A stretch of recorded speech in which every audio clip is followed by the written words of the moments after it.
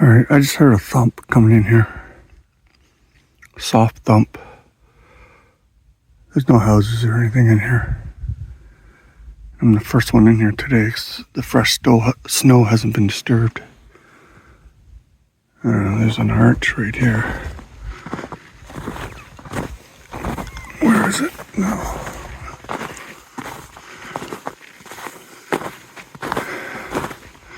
Oh, right there.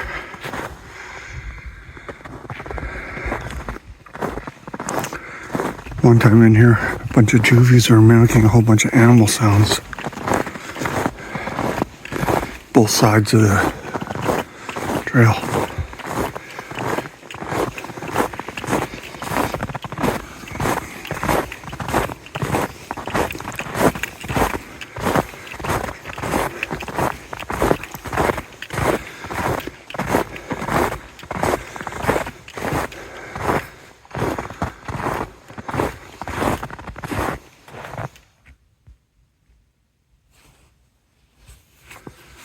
Oh, it's a dog. Seen him up in there before. They came out to the edge when I was doing a video on the trail here.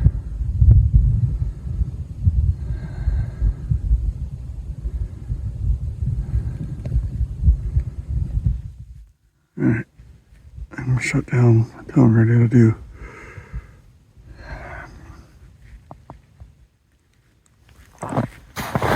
Maybe I'll keep filming just for a little bit here.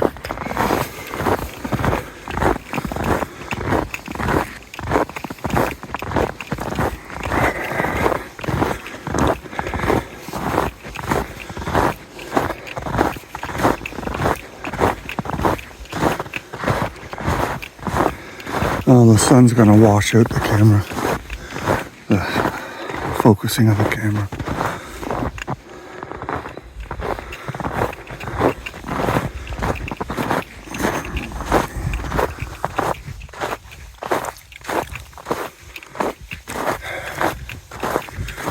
I was in here doing a video and they showed up right over there in that ledge I was just filming on. I'll just go a little bit more here. Try to get in the shade of something here.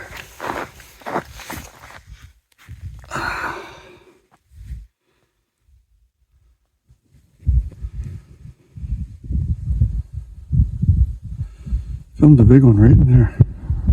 Through that gap in the middle there.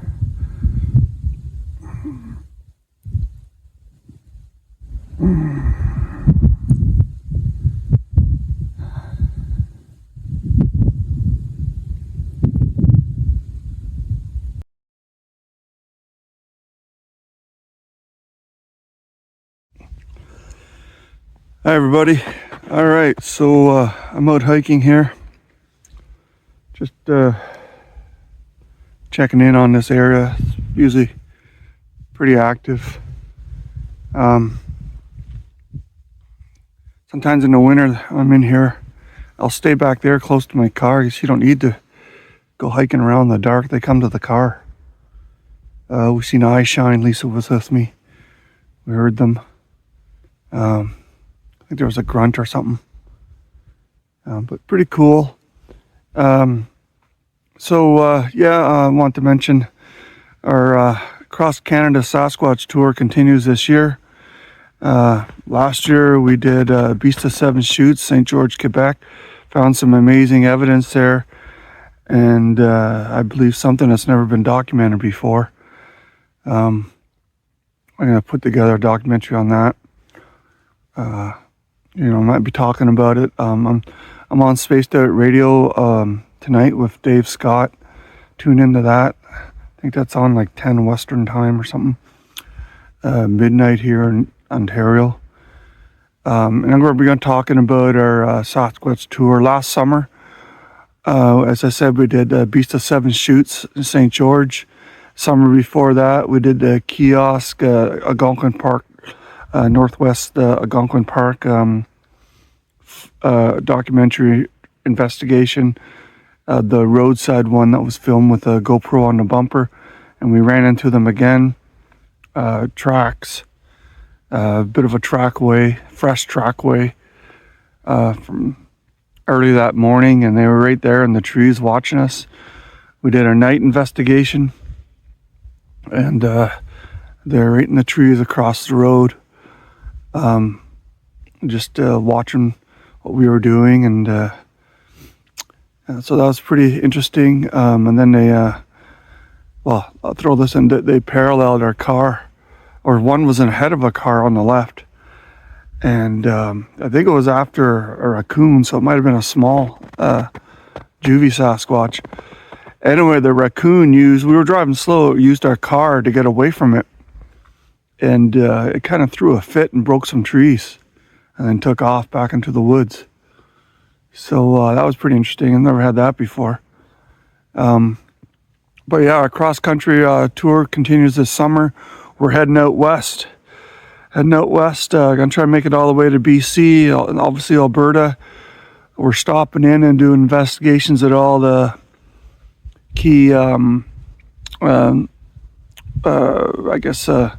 sightings and key classic documented Sasquatch encounters, like at Ruby Creek, and maybe make it up to Yale, BC with Jacko. Sasquatch, one in the cornfield or whatever, the field of wheat, and maybe Manitoba too. But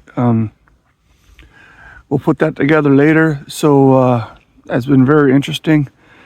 And every time we go somewhere, well, we run into them, we find them. So I'm hoping our luck continues when we go out west. So stay tuned for that. And again, February 5th, I'm on Spaced Out Radio, and Lisa might be on there too. So, all right, I'm just going to snoop around here. I heard them, or I heard something. A soft thud. There's no houses or anything in here. You can't, there's no activity because there's like prohibited area, not a nature reserve, but like a wildlife area where there's no building and all that stuff. So pretty cool. All right, I'll talk to you soon. I'll just shut this down.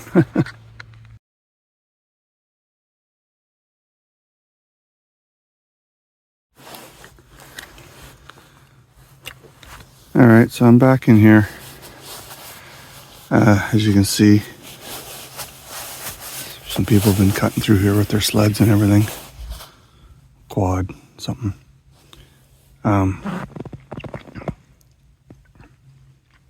I came back on the long jaunts. I've lost a back to my recorder. Little door thing. So I thought I'd come back and just see if I could pick it up, but no chance now. I thought maybe nobody was in here. The bright sun there.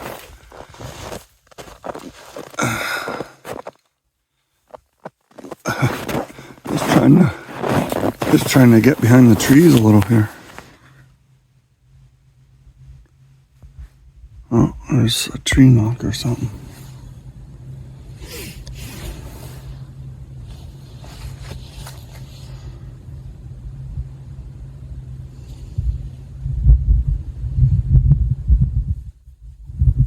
Could be just a bird, I guess.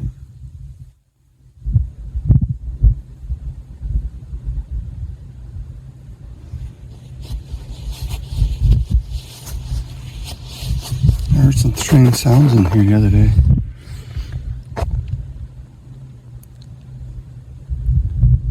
But probably not today because it's been disturbed.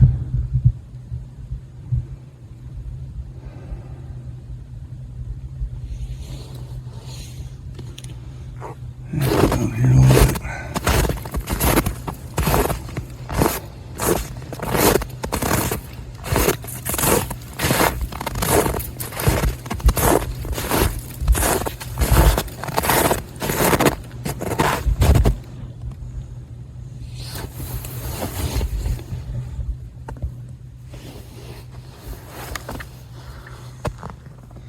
The sun's gonna wash out anything.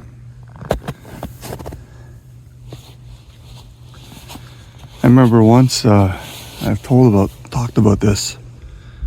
I seen a female across the river in Algonquin while we were waiting for the outdoor theater thing to start. But it was right at sunset dusk. So I could see her outline, but it was useless to try and take a picture because the sun was not only reflecting straight on the camera, but it was also reflecting off the lake. So I had a double whammy for the sun washing out my camera, but I could see her shape. She just kind of hunkered down behind thickets and stuff. And then I gave up after trying to talk to her a little bit or whatever I was doing there.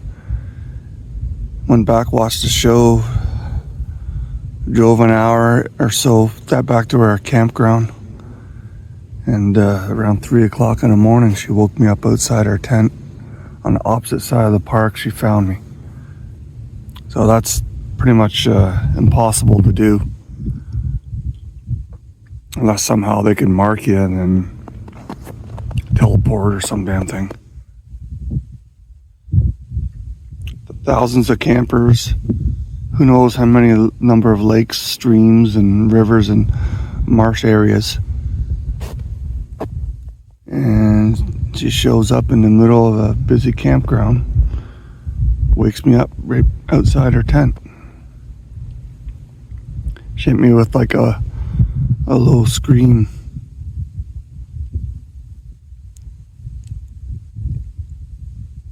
So I wonder now if it was mind speak. Nobody else heard it. But it's like someone speaking right into your ear kind of thing. That's what that goes off like. So pretty cool. We'll just walk down here. And I'll film back there a little bit.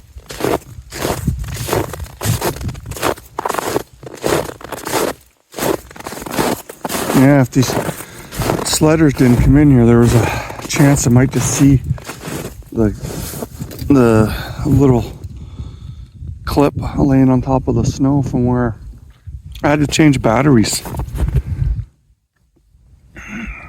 And it was I stepped off the main trail to do it a little bit, just in case that happened, so I could see where it dropped, but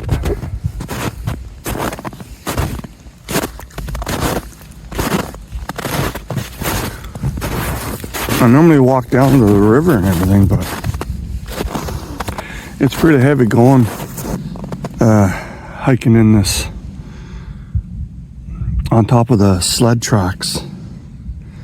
Sorry. Switch hands here.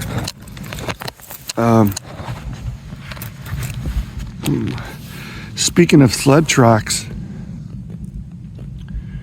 I was hiking on one in a snowstorm over by the original Bigfoot barn, and a female that took a liking to me, that was following me around, even came up behind me and sniffed me, and she purposely walked into the backswing of my hand, and I punched her in the leg. So yeah, I touched a real live Sasquatch. And I was trying to spot her, but I stopped and looked at my hand and caught, it's kind of unexpected. And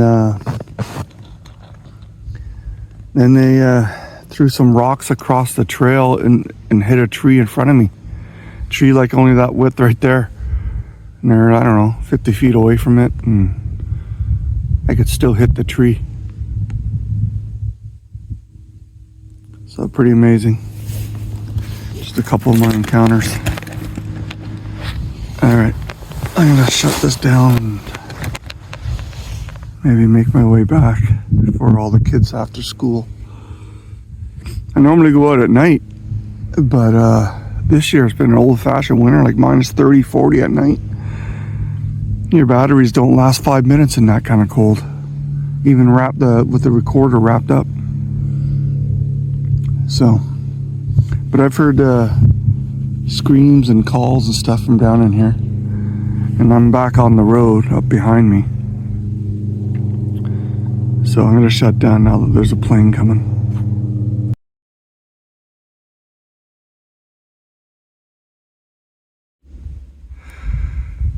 Alright, just filming a little here before I head out.